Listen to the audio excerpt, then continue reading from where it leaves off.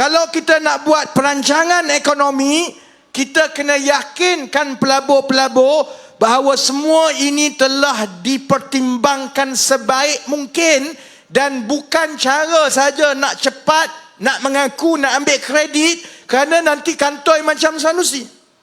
Sebab itu kita perlukan 6 bulan kerana setiap satu perkara yang kita nak buat, dia bukan hanya mengambil masa untuk menetapkan dasar.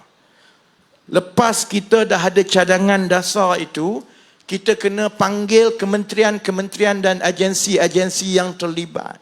Bincang bersama, bincang dengan sektor swasta, supaya bila dah ada dasar, lepas itu nak kena buat. Kalau tidak umum saja, lepas tu habis, tak jadi.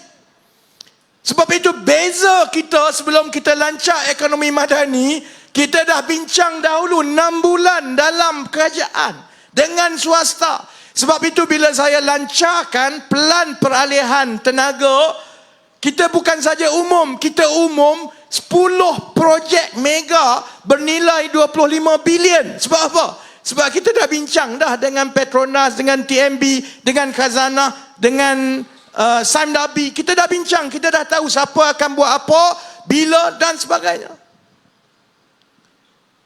Sebab itu saudara-saudari, dengan dokumen itu dan dengan beberapa signal ekonomi yang kita bagi, alhamdulillah, dalam sebulan yang terkini ini bukan saja soal inflasi dah turun, saudara-saudari tengok pasaran saham makin baik, mata wang makin mengukuh.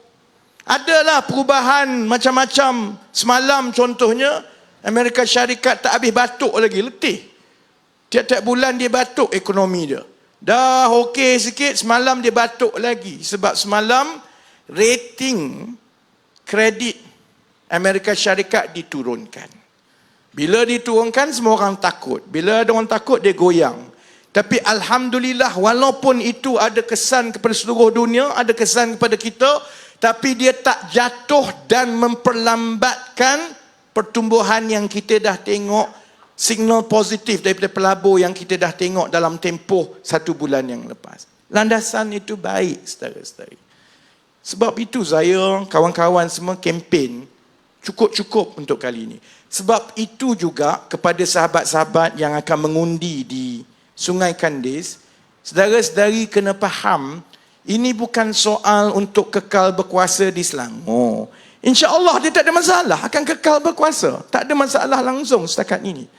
Tapi saya tak nak kalau kita lalai dan alpa, terutamanya sahabat-sahabat yang bukan Melayu, kalau tak keluar mengundi.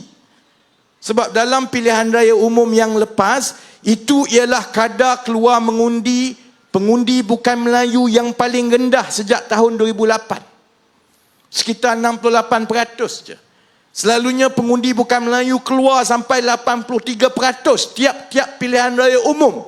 Jadi saudara-saudari, terutamanya uncle auntie, kawan-kawan yang bukan Melayu kena faham, ini bukan soal semata-mata untuk menang di Selangor. Kerana kalau signal itu tidak baik, Perikatan Nasional akan terus buat kacau, dan kacau itu akan menakutkan pelabur. Maka segala landasan yang kita berdikit-dikit makin baik ini, maka itu akan merencatkan balik peluang kita untuk menjadi kuasa ekonomi di Asia Tenggara semacam yang kita rancang. Jadi sebab itu, satu persatu dalam 1-2 minggu ni saudara-saudari tengok, dia tanya, ni nak masuk pilihan raya ke? Umum macam-macam ni. Dalam 2-3 minggu ni umum semua. Ya lah, macam saya cerita, bahlul dia orang. Kita ambil masa 6 bulan untuk susun semua. Dah susun semua, barukah kita lancar satu. Kerana setiap satu ni bukan umum, dia dah jadi. Contoh semalam, bila saya lancarkan satu program untuk anak-anak lepasan sekolah, nama Academy in Industry. Dia bukannya kami nak buat, memang sedang berlaku, saudara-saudara. Kita tengok contohnya yang anak-anak Melayu. Ada satu masalah di kalangan lepasan sekolah Melayu. Hanya 30% daripada anak-anak lepasan sekolah Melayu Banyaknya di negeri-negeri yang tak ditadbir oleh Pakatan Harapan dan Barisan Nasional lah. Hanya 30% je anak-anak lepasan SPM, anak-anak Melayu ni yang melanjutkan pelajaran lepas sekolah. 70% tidak ada peluang. 70% lepas sekolah kena pandai-pandai sendiri. Mak ayah ni dah teruk ni kena kerja. Habis sekolah, yang anak tu pula dia tak ada kerja. Sebab dia paling tinggi, dia pergi sampai SPM. Jadi kita nak buat apa? Sebelum ini kerajaan sediakan suruh pergi kepada TVET, institusi latihan teknikal. Macam-macam ada. Masalahnya budak-budak kita tak nak pergi. Makin lama makin kurang, dia tak nak pergi. Saya nak marah kat dia orang pun tak guna. Sebab kita tahu anak muda sekarang, dia rasa lebih baik bekerja daripada dia pergi belajar. Sebab dia kata kalau saya pergi belajar pun 3-4 tahun kena ambil pinjaman PTPN ke PTPK, tabung Perbadanan Tabung Kemahiran. Kena ambil semua ni. Kalau keluar-keluar tak dapat kerja, siapa nak bayar? Betul juga dia kata. Jadi sebab itu kebelakangan ini kita tengok makin ramai anak-anak Melayu habis SPM, dia habis kat situ je. Dia tak nak pergi mana-mana dah. Dan ini akan jadi kesan yang besar kepada negara, kepada keluarga, kepada masyarakat. Dia buat apa selama ni 33 bulan? Bukan benda ni baru berlaku. Benda ni daripada dulu pun memang dah ada. Tapi Haji Hadi, pernah tak dengar Haji Hadi cerita pasal benda ini? Saya kalau dia cerita, saya tak marah. Kalaulah Sanusi cerita pasal mana nak tolong anak orang miskin, baguslah. Tak ada modal untuk saya nak marah dia. Masalah dia bila dia naik pentas ceramah, cerita dia pasal kebencian. Cerita dia biadab dengan orang. Soal masalah utama orang Melayu, dia tak sentuh langsung. Masalahnya yang muda-muda ni apa nak jadi lepas ini? Sebab itu 3-4 bulan dah kita dah usahakan, kita mengambil jalan begini.